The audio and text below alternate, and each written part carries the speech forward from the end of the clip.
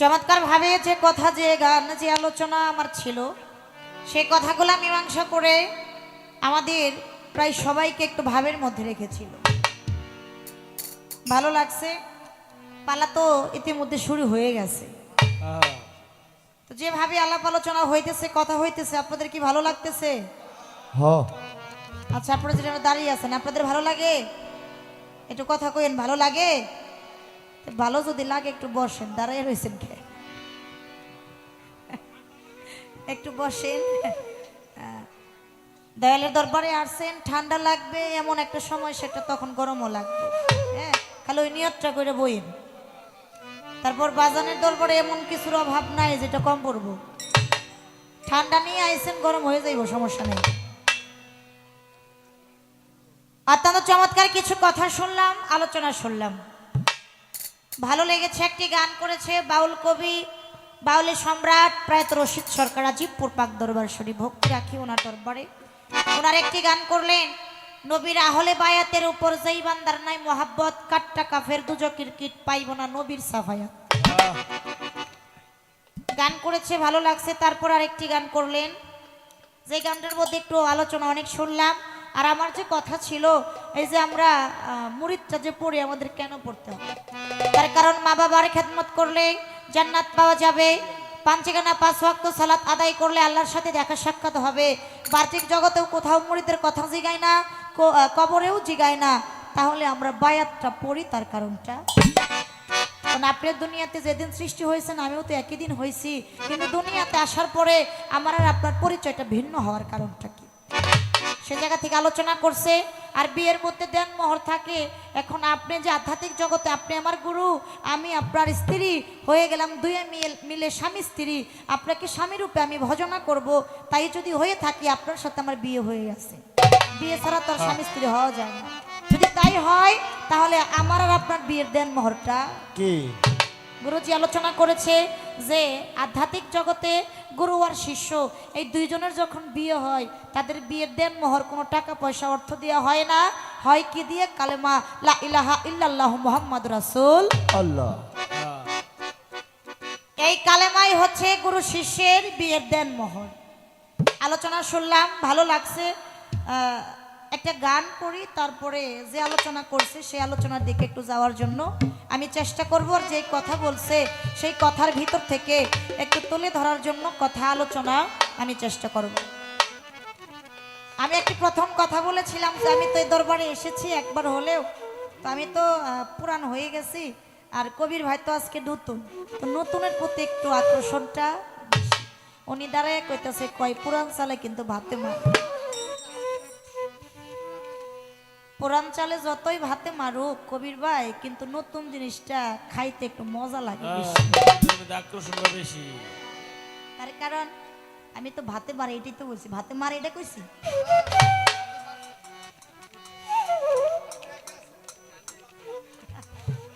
বলছি পুরান চাল ভাতে বাড়ে। হ্যাঁ, কিন্তু না, ঠান্ডা লাগছে তো এরকমই হবে। কিন্তু যে জিনিস দেখতে ভালো ওই জিনিস খাইতেও ভালো, তাই না?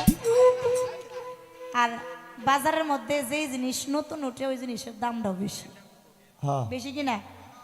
বাজারের মধ্যে যেই জিনিস নতুন আসে, তরকারি যাই বলেন বা যে কোনো জিনিসই বলেন, ওই জিনিসটার কিন্তু একটু দামটা বেশি থাকে, কেন নতুন আসছে তো একটু আকর্ষণটা। আজকে যিনি আমার গুরু অত্যন্ত চমৎকার, সব দিক দিয়ে ভালো, মানে দেখতেও ভালো, সব দিক দিয়ে ভালো। ভালো লাগতেছে, এরকম ভালো হইলেই ভালো, তাই তো? তো যে আলোচনা রাখছে আমি চেষ্টা করব সেই আলোচনার ভিতর থেকে, কথার ভিতর থেকে কিছু কথা তুলে ধরার জন্য। অত্যন্ত মূল্যবান কথা উনি বলেছে। আরেকটি কথা বলা হয়েছে, আসলে এই গান ইউটিউব চ্যানেলে সার্চ দিলে অনেক গান পাওয়া যায়, কিন্তু ইউটিউবের মধ্যে গুরু মুখের কিছু গুরু বিদ্যা কথা পাওয়া যায়, গুরুর আলাপ আলোচনা পাওয়া যায়। তো সেই আলাপ আলোচনা হইতেছে, ভালো লাগতেছে। এই পর্যায়ে উনি যে কথা বলছে, আমি আমার দাদা উস্তাদের একটা গান করি। তার কারণ তখন তো বন্ধনার পরে শুধু কথা দিয়ে শুরু করছিলাম, এখন মূল পালাটা শুরু হইতেছে। তো আমি আমার দাদা উস্তাদের একটা গান দিয়ে পালাটা শুরু করব। ধন্যবাদ সবাই। দয়াল বিদ্যা বুদ্ধি নাই কিছু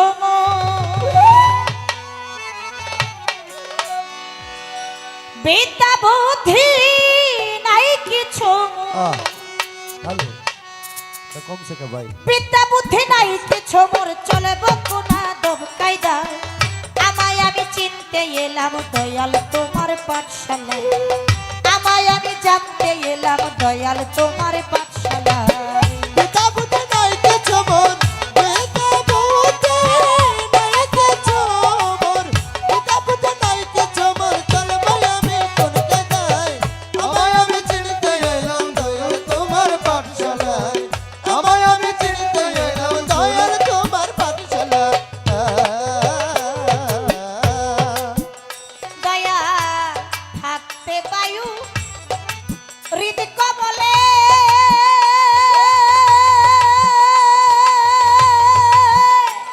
দয়াল জীবিকা নম রে কালে থাকতে বায়ু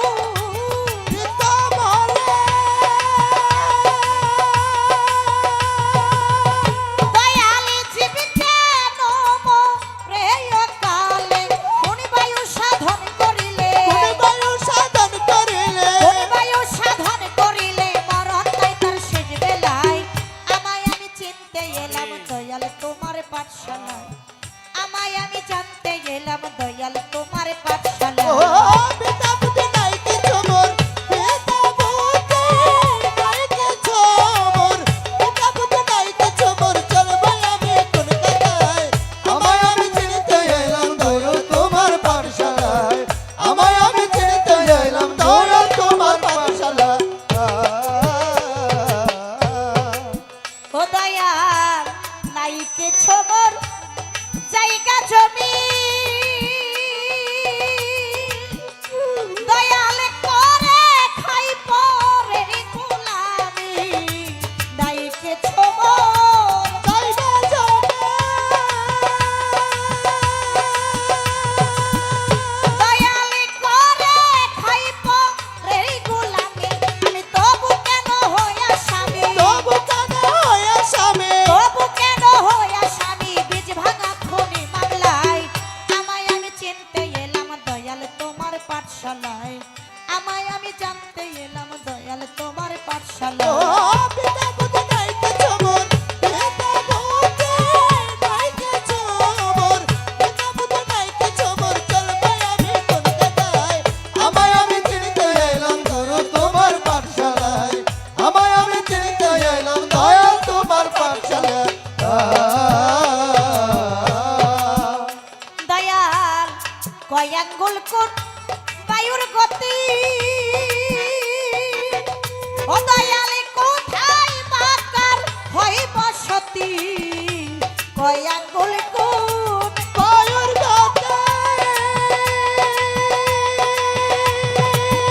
দয়াল কোথায় বাকার হয় বসতি সাধক সুশীলে কয় দিবারাতি সুশীলা কই দিবারাতি সুশীলে কয় দিবারাতি সাধক সুশীলে কয় দিবারাতি কয়বার আসে কয়বার যায় আমায় আমি চিনতে এলাম দয়াল তোমার পাঠশালায় আমায় আমি জানতে এলাম দয়াল তোমার ও পাঠশালায় পিতা পুত্র নাই কিছু মোর পিতা পুত্র নাই কিছু মোর পিতা পুত্র নাই কিছু মোর চলবো আমি কোন কাদায় আমায় আমি চিনতে এলাম দয়াল তোমার পাঠশালায় আমায় আমি চিনতে এলাম দয়াল তোমার পাঠশালায় কবিতার গানের মধ্যে বলেছে বিদ্যা বুদ্ধি নাই কিছু মোর চলবো কোন আদব কায়দায় আমায় আমি চিনতে এলাম দয়াল তোমার পাঠশালায় থাকতে বায়ু রীতি কমলে জীবে কেন মরে অকালে কোন বায়ু সাধন করিলে মরণ নাই তার শেষ বেলায় নাই কিছু মোর জায়গা জমি আমি করে খাই পরের গোলামি দয়াল তবু কেন হই আসামি বীজ ভাঙা খনি মামলায় এখন আমাদের যদি কারো জমি জমা না থাকে জমি জমা না থাকলে তো কোনো কিছু আর আবাদ করা যাবে না আর যদি জমি থাকে তবে না আবাদ করতে পারি আর যদি জমি না থাকে আবাদ করা সম্ভব না। তো দয়াল আমার তো জায়গা জমি কোনো কিছুই নাই, আমি তো পরের গোলামি কইরা খাই। আমি পরের গোলামি করতে যাই কেন বীজ ভাঙা খুরি মামলার আসামি হইলাম। কবি বলেছে কয় আঙ্গুল কোন বায়ুর গতি, কোথায় বাকার হয় বসতি, সাধক সুশীলে কয় দিবারাতি, কয়বার আসে আর কয়বার যায়। আমায় আমি চিনতে এলাম দয়াল তোমার পাঠশালা। এই গানের ভিতরে কিছু কথা কিছু আলোচনা আছে। আমার দয়ালের যে জায়গা থেকে ভালো লাগে, আমার দয়াল যেন ঠিক ওই জায়গা থেকে একটু বোঝানোর চেষ্টা। কিন্তু আজকে যিনি আমার গুরু, আমার দয়াল অনেক ভালো।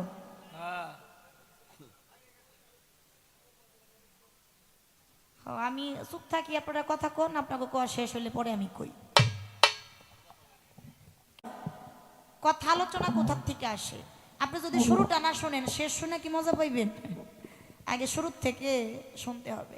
তা আমি কি আলোচনা করতেছি, কি কথা বলতেছি, এই দিকে যদি মনোযোগ নাই থাকে, আর কবির সরকার যে কি কইব ওই দিকেও তো মনোযোগ থাকবো না। সকালেই কইবেন যে কি বয়াতি দুইটা আইছিল, কি কইলো কিছুই বুঝলাম না।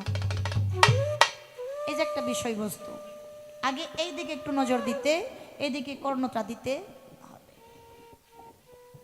এটা কোন জমির কথা বলছে? এটা বাহ্যিক জগতের জমির কথা বলে নাই। এটা বাহ্যিক জগতের জমি জমা, এই জমির কথা বলে নাই। আমার মানব দেহের মধ্যে, অর্থাৎ আমার মানব দেহটা একটা জমি। আমার যদি কোনো জায়গা জমি না থাকে, আমি তো পরের গোলামি করে খাই। পরের গোলামি করতে যাই কেন আমি বীজ ভাঙা খুলি মামলার আসামি হই। আমার যদি থাকতো তবে না আমি আবাদ করতাম, আমার তো নাই। আমি পরের গোলামি কইরা কেন বীজ ভাঙা খুনি মামলার আসামি? এই গানের ভিতরে কথা আলোচনা আমার মুর্শিদের চরণে, দয়ালের চরণে একটু আমার আলাপ আলোচনা রয়ে গেল। আমার দয়াল যে জায়গা থেকে ভালো লাগে, আমার দয়াল যেন ঠিক ওই জায়গা থেকে একটু বোঝানোর চেষ্টা করে। কিন্তু আজকে যিনি আমার গুরু অত্যন্ত চমৎকার, অনেক ভালো, একটা চাইলে 10টা দেয়। যে ধনের কোনো অভাব, আমি যদি একটু চাই আমার দয়াল 10 গুণ বেশি দেয়, তাহলে এই দয়ালটা ভালো না? আমি চাই একটু, সে আমার দ্বিগুণ বেশি দেয়। ভালো লাগছে, এই জন্য কথাগুলো রাখলাম এইবার মৌখিকভাবে। ছোট করে আর দুইটা কথা আমার দয়ালের কাছে রাখবো। দেনমোহর নিয়ে আলোচনা ছিল, বলা হয়েছে। আমরা মুর্শিদ গুরু কেন ধরি সেই বিষয়টাও নিয়ে বলা হয়েছে। এখন আমার গুরুজি দাঁড়িয়ে বলতেছে, একটি গান করলেন, নবীর আহলে বায়াতের উপর যেই বান্দার নাই মোহাব্বত, কাট্টা কাফের দুজকের কীট পাইবে না নবীর সাফায়াত। এই জায়গায় বলা হয়েছে আহলে বায়াত। আর কাজী বেনজির হক চিস্তির একটা হাদিস, এই হাদিসটার নাম হচ্ছে বেহুশের চৈতন্য দান। এই বেহুশের চৈতন্য দানের মধ্যে কাজী বেনজির হক চিস্তি লিখছে আহলাল বায়াত। এই জায়গায় বলা হয়েছে আহলে বায়াত, আর ওই হাদিসটার মধ্যে বলা হয়েছে আহলাল। দুই রকম কথা হইল না, আহলে আর আহলাল। আমার এই জায়গায় একটু বোঝার বিষয়, আপনি একটু সংক্ষিপ্তভাবে আলোচনা করবেন। আপনি যে কইলেন আহলে বায়াত, আর কাজী বেনজির হক চিস্তি লিখছে আহলাল বায়াত, মূলত কি দুইটাই এক বস্তু না দুইটা দুই রকম ভিন্ন? যদি বলেন দুইটা দুই রকম ভিন্ন, তাহলে আহলাল এটা শব্দের অর্থ কি, আর আহলে বায়াত এইটার শব্দের অর্থটা। আর যে দুইয়ে মিলে যদি এক হয়, তাহলে দুই জায়গায় ভিন্ন নাম হওয়ার কারণটা, বিষয়বস্তুটা কি গেল? 1 নাম্বার। আর হচ্ছে 2 নাম্বার, দেনমোহর কি? কালেমা। কি কালেমা? লা ইলাহা ইল্লাল্লাহু মুহাম্মাদুর রাসূল আল্লাহ। এই কালেমা হচ্ছে গুরু আর শিষ্যের বিয়ের দেনমোহর। এই দেনমোহর কোনো টাকা পয়সা দেয়া হয় না, এই কালেমা দিয়ে দেনমোহর হয়েছে। বেদবি মাফ করবেন, আমার তো এরকম বয়স হয় নাই, আমি জানি না, শুনেছি মুরব্বীদের কাছে যখন বাংলাদেশ স্বাধীন হয়েছে, হ্যাঁ, যখন ওই যে বিহারিরা ধৈরা ধৈরা মারছে, যখন কইছে কালমা বাতাও, সনাতন ধর্মের অনেক লোক কালেমা পড়ে বাইসে গেছে। বাবা এরকম করছে না, কালেমা পড়া বাইচা গেছে। যখন কালেমা কইছে তখন মনে করছে মুসলমানের মারণ যাইবে। কিন্তু কবি বলেছে, হাদিসের মধ্যে আছে, কোন একজন ব্যক্তি যদি এই কালেমা হাজার হাজার বার পাঠ করে, তারপরেও এই কালেমাই হ্যান্ডকাপ হয়ে টানতে টানতে দুজকের দিকে নিয়ে যাইবে। আর এই কালেমা যদি কোন একজন ব্যক্তি জীবনে একবার পাঠ করে, ওই কালেমার দুয়ার বরকতে সে জান্নাতবাসী হয়ে যায়। কালেমা পড়লেও বিপদ আছে, না পড়লেও বিপদ আছে। কালেমাই যদি গুরু আর শিষ্যের দেনমোহর হয়, তাহলে এই কালেমা এটা কি আসলে পড়ার বস্তু, না দেখার বস্তু, না শোনার বস্তু? আসলে মূল এই কালেমার বিষয়বস্তুটা। যাহা সে বিশ্ব ব্রহ্মাণ্ডে, তাহা সে মানব ভাণ্ডে। এই পৃথিবীর চাইতে অনেক কিছু বেশি আছে মানব দেহের মধ্যে, যদি কেউ খুঁজে বের করতে পারে। আল কোরআন হচ্ছে 30 হরফে, আর এই দেল কোরআন হচ্ছে 40 হরফে, 10 হরফ বেশি। আর এই 10টা হরফ খোঁজার জন্যই একজন কামিল মুর্শিদের কাছে যাইতে হয়, যেমন দয়াল কইছে না, বেশিটুকু খোঁজার জন্য, অচেনাকে চেনার জন্য, অজানাকে জানার জন্যই একজন মুর্শিদের কাছে যাইতে হয়, আমার টিপু শাহ বাবার কাছে যাইতে হয়। তাই যদি হয়ে থাকে তাহলে আমার পা থেকে মাথার তালি পর্যন্ত এই পুরাটা মানব দেহের মধ্যেও কালেমাটা আছে। আমার একটু জানার বিষয়, এই মানব দেহের কালেমাটা কি, এর হাকিগত বিষয়বস্তুটা কি? আসলে কি আমরা কালেমা পড়বো না দেখবো না শুনবো? মূল কালেমার হাকিগতের বিষয়বস্তুটা, এই কথাগুলো আপনার কাছে আমার একটু আলোচনা, একটু জানার বিষয় রয়ে গেল। ধন্যবাদ। আমায় আমি চিনিতে এলাম দয়াল তোমার পাঠশালায়, আমায় আমি চিনিতে এলাম দয়াল তোমার পাঠশালায়। আর একটা কথা তো আছে, আমারে কইতাছে কই আপনার মতো আপনি প্রশ্ন করে ঘুমায় যান, সমস্যা নাই, কবি সরকার আজকে কইব না। উনি আবার এত বাড়তি কথা কয় না, যে জায়গায় যা লাগে তাই শুধু। আচ্ছা, কবি সরকার যে কথাগুলা কইছে, কোনো কথা কি খারাপ লাগছে বাবা? আর যে কথাগুলা বলছে, এটা কি কোনো অকাজের কথা কইছে? এই কথাগুলো একটু জানার আমাদের দরকার আছে। আমি শিল্পী সরকার, আমার মতো কিছু আম শিষ্য আছে, কিছু টাকা পয়সা হয়েছে, বন্ধু বান্ধবের বাড়ি যাই, কত দাওয়াতে যাই, কত অনুষ্ঠানে যাই, আমার গলায় একটা মালা দেয়, বা আমার বন্ধুর গলায় একটা মালা দিল, আমার গলায় যখন না দেয় মুখটা ব্যাগ রাই পড়ি, আরে আমার মালা দিল না, আমি যাম হই না। আমি ওর লগে আইলাম, ওরে মালা দিল, আমারে মালা দিল না, তাইলে আমার ছোট হইলো, মানে আমি একটু অসম্মানী হইলাম, এজন্য মালা না দিলেই আমি যাই না। আর ডিজিটাল বাংলাদেশের মানুষ তো আমরা সবই এখন ডিজিটাল হয়ে গেছি, সবই ডিজিটাল। হ্যাঁ, এই জন্য আমি একটু এই জায়গা থেকে একটু বুঝতে চাবো, একটু জানার বিষয় থাকবে। একটা মালার গানও ভাইরাল হয়েছে, আমার মনে হয় যে এই গান শুনলে অসুস্থ মানুষ সুস্থ হয়ে যায়। কি একটা গান জানি, দয়ালের মালাই বড় জালা রে, দয়ালের মালাই বড় জালা রে, মালা রাগিব না, মালা রাগিব না রে, মালা রাগিব না, মালা রাগিব না। আমি তো গানটা গাইতেছি না, আরে গানের মধ্যে ঝুঁকুড়ে কেমনে হেঁটে একটু দেখলাম। আরে কিছুদিন আগে গানে গেছি তো এক জায়গায়, মানে বিদায় গান নিয়ে বসে পড়েছি, তখন একজনে কইতাছে কয় আরেকটা গান গাওয়া লাগবে, একটা বিচ্ছেদ গান। আমি কই কি বিচ্ছেদ? আমি তো বিদায় নিয়ে বসে গেছি। কয় না, আমার একটা বিচ্ছেদ আছে। আমি কই কি বিচ্ছেদ? কয় ওই যে মালা রাখবো না, ওই গানটা কোন? হ্যাঁ, মানে এই যে বিচ্ছেদ গান করলাম, সারা রাত্রিতে এত কান্নাকাটি হইলো, ওনার ভাব হইলো না, কিন্তু ওনার কাছে এই গানটাই বিচ্ছেদ। আমি জানি না উনি কোন মনোভাষণা নিয়ে গানটা লিখেছে, উনি ভালো জানে, কিন্তু আমার মনে হয় গুরুর কাছ থেকে গুরু নামের মালাটা পাইতে গেলে অনেক ভজন সাধন কর্ম করতে হয়। ভজন সাধন কর্ম কইরা যেই ভক্ত দয়ালের কাছ থেকে দয়াল নামের মালাটা পাইছে, ওই ভক্তের জন্মটা ধন্য হয়ে গেছে। সুবহানাল্লাহ। তখন ওই ভক্ত মনে মনে চিন্তা করে, আমার জীবন থাকার না থাক, আমার মুর্শিদ নাম, আমার টিপু শাহ নামের মালা যেন আমার গলার থেকে না, আর যদি একবার খুলে পড়ে যায় তাহলে আমার দয়াল নামের কলঙ্ক হয়ে কিছু করি। মালা দিলেই ভালো, না দিলেই মন্দ। আমার একটু জানার বিষয়, একটু বোঝার বিষয়। কবি একটা গানের মধ্যে বলেছে, ফুল যখনই গাছে ফুটে যায় ফুলের নিকটে ভক্তি করো সেই না ফুলে ডুবাইয়া। ফুল যখনই গাছে ফুটে যায় ফুলের নিকটে ভক্তি করো সেই না ফুলে ডুবাইয়া মাথা।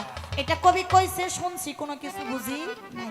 আমার দয়ালের কাছে খালি একটু জানার বিষয়, আমার দয়াল যা কয় তা হাসা কথা কয়, কোনো নকল নাই ওনার মধ্যে, সব আসল, কোনো নকল নাই। তাই উনি আজকে একটু হাসা কথা কয়ে যাইব।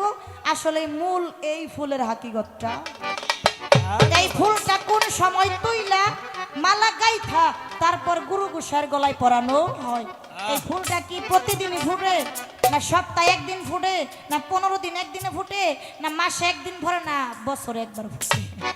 এই ফুলের হাকিগতটা, এই কথাগুলো আপনার কাছে আমার একটু জানার বিষয় রয়ে গেল। ধন্যবাদ সবাইকে। আমায় আমি চিনিতে এলাম দয়াল তোমার পাঠশালায়, আমায় আমি চিনিতে এলাম দয়াল তোমার পাঠশালায়। ও দয়াল নাই কে খবর জায়গা জমি, বাজারে করে খাইব প্রের গোলামি, নাই কে খবর জায়গা জমি,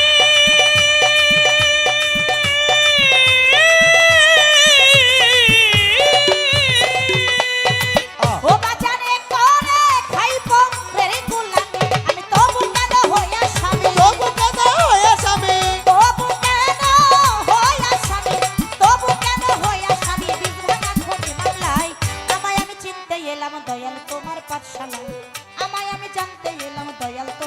পাঠশালা পিতা পুত্র নাই কিছু মোর পিতা পুত্র নাই কিছু মোর পিতা পুত্র নাই কিছু মোর চল ভাই আমি কলকাতায় আমায় আমি চিনিতে এলাম দয়াল তোমার পাঠশালায় আমায় আমি চিনিতে এলাম দয়াল তোমার পাঠশালা দয়াল বিদ্যা বুদ্ধি নাই কিছু মোর পিতা পুত্র নাই কিছু মোর বিদ্যা বুদ্ধি নাই কিছু মোর বিদ্যা বুদ্ধি নাই কিছু মোর চলবো কোনা দবকাই যায় আমায় আমি চিনতে এলাম দয়াল তোমার পাঠশালায় আমায় আমি জানতে এলাম দয়াল তোমার পাঠশালা।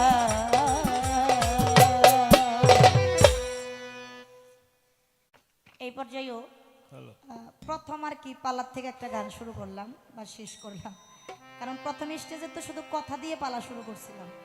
এখন একটা আমার জায়গা থেকে গান রেখে গানের ভিতরে কিছু কথা কিছু আলোচনা রাখার চেষ্টা করলাম। দেখে এবার কোথাকার মালা কোথায় যায়, হ্যাঁ এরা হাকিগত শুনে তারপরে যারা আমরা একটু মালা নিয়ে একটু বেজার হই, মনে হয় যে এই কথার পরে আর না চাবো, ঠিক আছে কিন্তু বুঝে শুনে নিব। একটু আলোচনা রাখার চেষ্টা করলাম, দেখি দয়াল এবার আমাকে কোন পথে হাঁটায়। আপনাদের দোয়া কৃপা আশীর্বাদ থাকলে সেই পথে হাঁটার চেষ্টা করব। আমি যেহেতু গুরু শিষ্য পালা, একটি করে গান, গানের ভিতরে আলাপ আলোচনা, আরেকটি গান মুর্শিদের দরবারে আমার টিপু সাহেব বাবার দরবারে প্রার্থনা, তাই আমি সেদিকে দৃষ্টি করে একটা প্রার্থনা গান করে বসে যাব। তারপর দেখা যাক আমার দয়াল কোন দিকে যায়। দয়ালের দোয়া কৃপা আশীর্বাদ থাকলে দয়ালের পিছে পিছে একটু যাওয়ার চেষ্টা করব।